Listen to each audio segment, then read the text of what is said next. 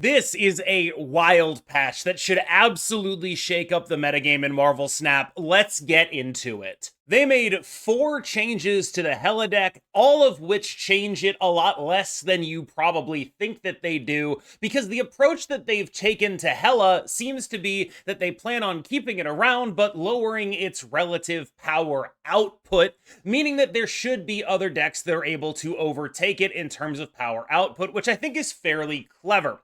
Let's talk about each of these changes individually and then as a whole. The first change is Hela herself is losing 3 points of power, going down to 6/6. Next up, there is a point of power being taken off of Swordmaster, going back down to 3/6, and a point of power being taken off of Hellcow, going to 4/6. Perhaps the most impactful of these to the Hela deck's unique strategy at the moment is that Black Cat is going from a 4/10 to a 2/6. And I think that's the one I want to start with because it is the one that is the most different from everything else that they've done.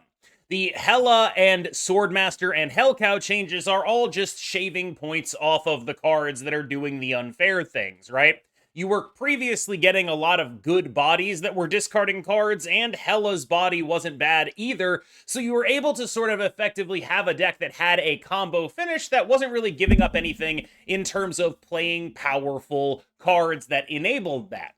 Black Cat is a card that is now receiving a really fundamental change, and I think that this is a really interesting one to do because at 2 cost, she's actually going to be playable a lot of the time if you top deck her, but she still might be too prescriptive to go in any real decks. It's possible Hela is still interested in a 2/6, although I think with the points that it's losing, it ends up being a lot less likely. And of all the changes being made here, I think this is the one that is the most likely to cause Hela decks to revert to a Dinesh style of play, rather than a specifically prescriptive easy mode Skaar style of play like the one that we have had so far.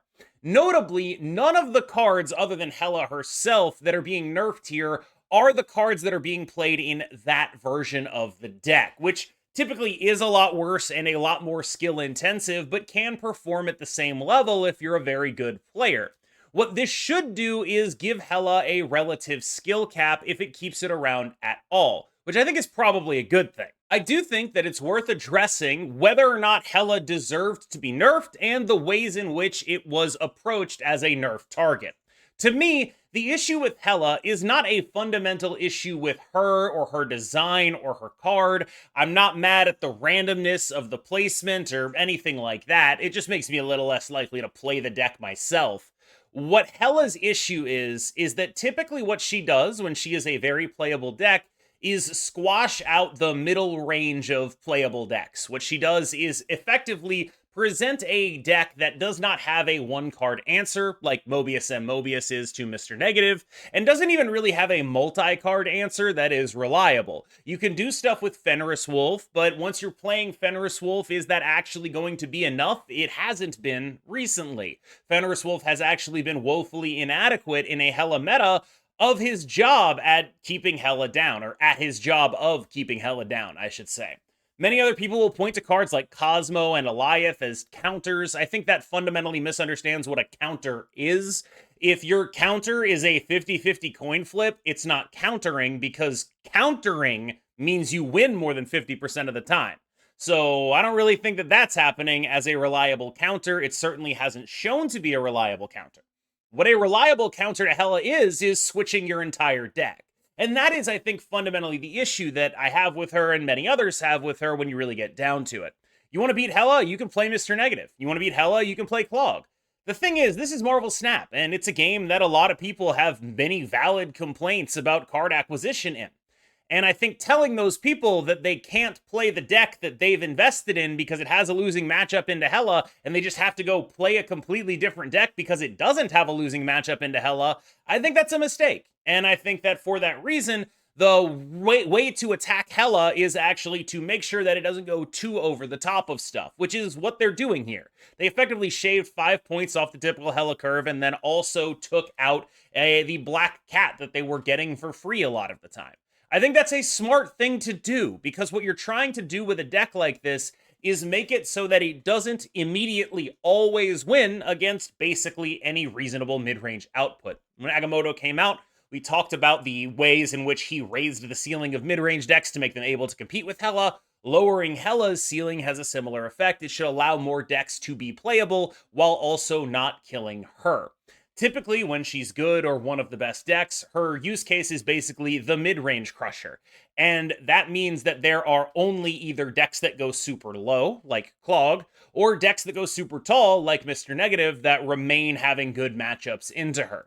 That is what seems to be they seem to be attempting to address with this change. I think it is the correct change for the future in terms of let's get Hela into a place where she can exist, but that her negative metagame impacts that are so odious are no longer going to be a major part of the game. And I think that that is at least directionally the correct way for them to be thinking about this card.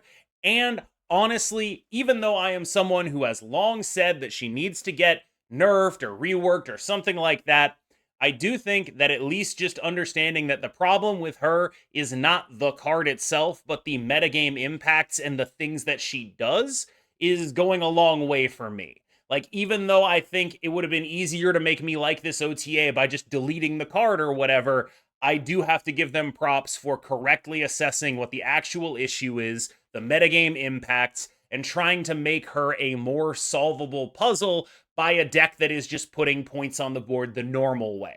Doom 2099 is taking an additional nerf. That nerf comes in the form of his Doombots losing yet another power. To me, this feels like a bit of an untimely nerf. I haven't really been feeling the pressure of Doom 2099 recently, and I wonder if this is one of those consequences of, like, even though OTAs are more up to date on the meta than patches, they're still like maybe a week or two out of date. This feels like a nerf from before Hela got good. That seems like the kind of thing that might be needing to happen. I haven't felt much struggles with Doom 2099. People play it in Arishem, people play it with Zabu Psylocke. Neither of those has felt overwhelmingly powerful to me. Even the ongoing deck, I've typically defaulted towards Moonstone stuff instead of Doom 2099 stuff, in part because of the downward pressure that Hela puts on strategies like Doom 2099. But I will say that in a world where they're nerfing Hela and trying to make it more approachable for decks, I do think that that is a world where the previous Doom 2099 could have suddenly been a deck that has a reasonable matchup into Hela and gets to have a reasonable matchup into everything else, because if they're shaving these points off of Hela, then there's no longer that downward pressure that was making this card a little bit unplayable. Not unplayable, a little bit worse than it would otherwise be, a little bit worse than would typically justify a nerf, in my opinion. And so I can understand the logic behind this one. I think it is a very solidly reasonable thing to do. But it does sort of leave a question in my mind of like, okay, was this card really that much better than Galacta when it had its other stats? Because I kind of am not sure that it was. And so we have this card that I think is quite powerful, but I don't think was strong enough to deserve a nerf, or at least not strong enough to deserve a nerf over some other candidates. I kind of want to know what the community feels about this. Like, Doom 2099 to me feels like a card that did not deserve a second nerf. And I'm a little surprised to see it getting it, especially, I guess, because when I look at it, I look at this as a preemptive one. This is kind of a fun one. They're nerfing Sam Wilson, but not in a way that impacts most Sam Wilson decks, which I think is really interesting. So what's happening here is Sam Wilson, Captain America's shield, is now going to cost 0. What that means is there are now no longer any free Cull Obsidians getting dropped on your head, or Cull Obsidians with effectively no downside.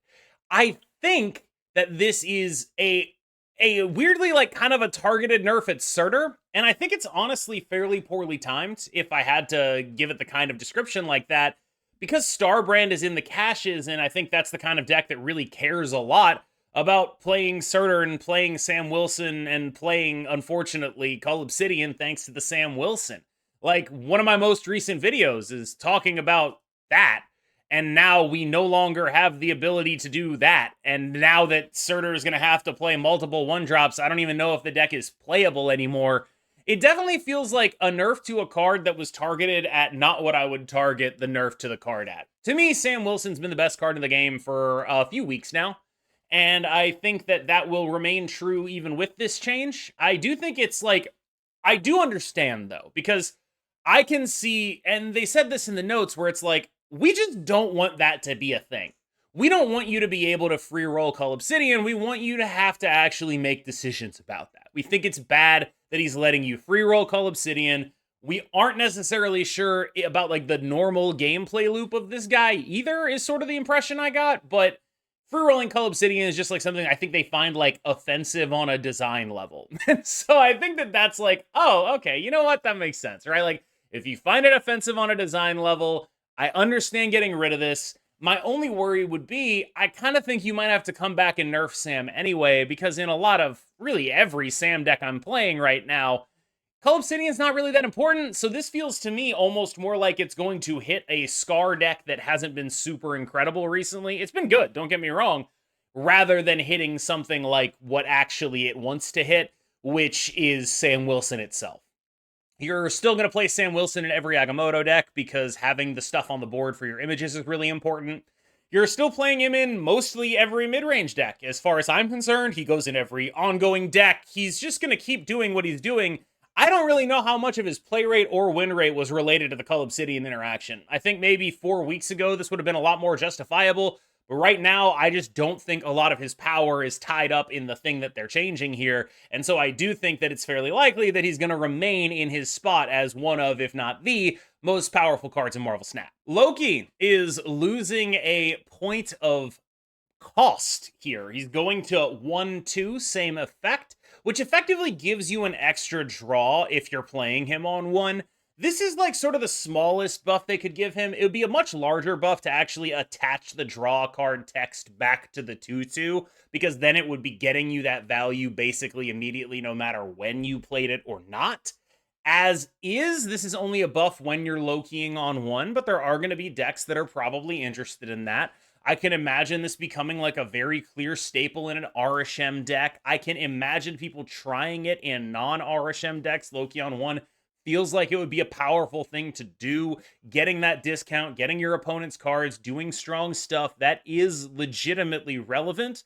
The question for Loki is always going to be how much synergy is in the metagame. The more synergy stuff there is, the worse Loki tends to be. And with the notable exception, I would say, of against Luke Cage decks, Loki tends to be very, very good against Luke Cage sort of afflict decks because you can get their Luke Cage, and that's usually just the best possible thing you can be doing. Other than that, though, against synergy-based decks like Scream, for example, the Scream stuff is still going to happen to you, and you're getting, like, random decent cards, but they're getting, like, their actual scalers and stuff like that.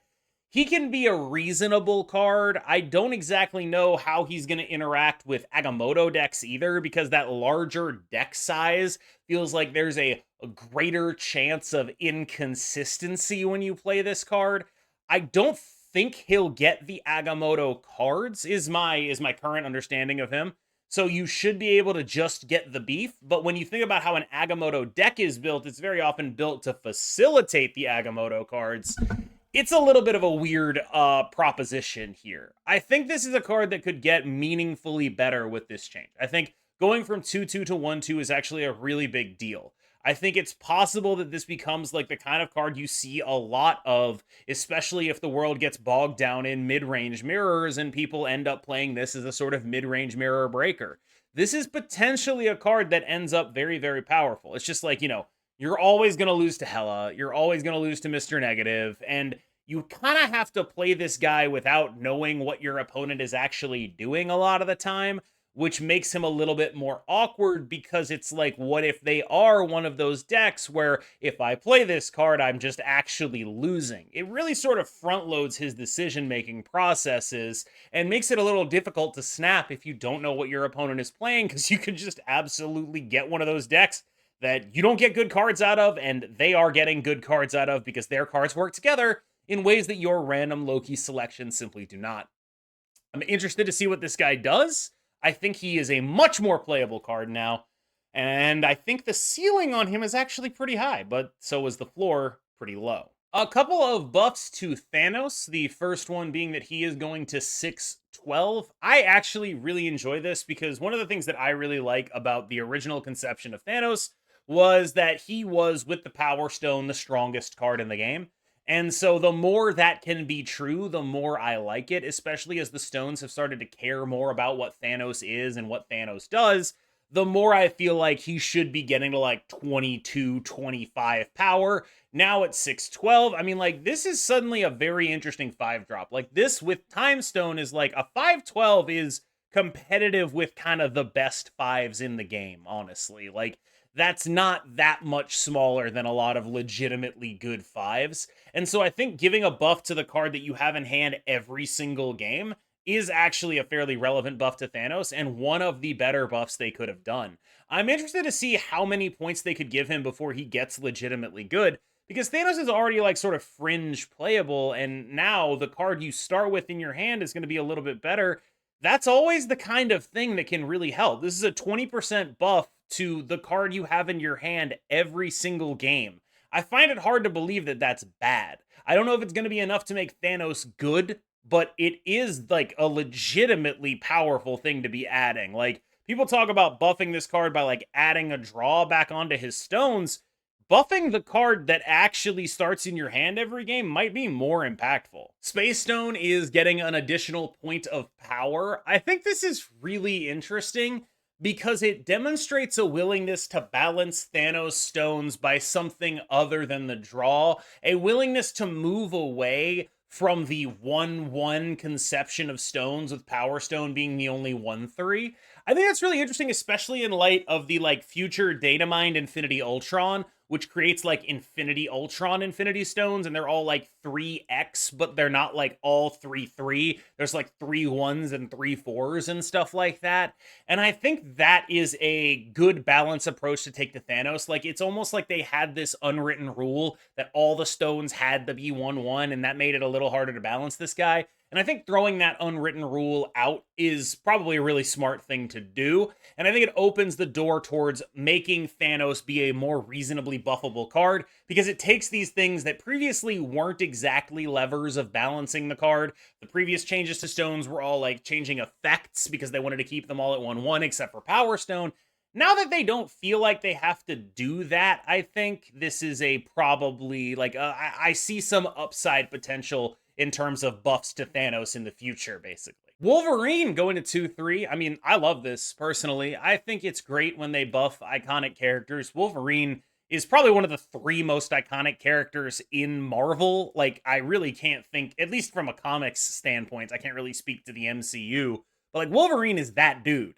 And so having him be a 2-3 with upside instead of a 2-2 with upside, I think is very smart. The 2-2 with upside scaling originally was like, would you guys believe that he was originally a 2-2 that didn't scale? Like, he was just a 2-2 that would come back when he died. He didn't gain power or anything.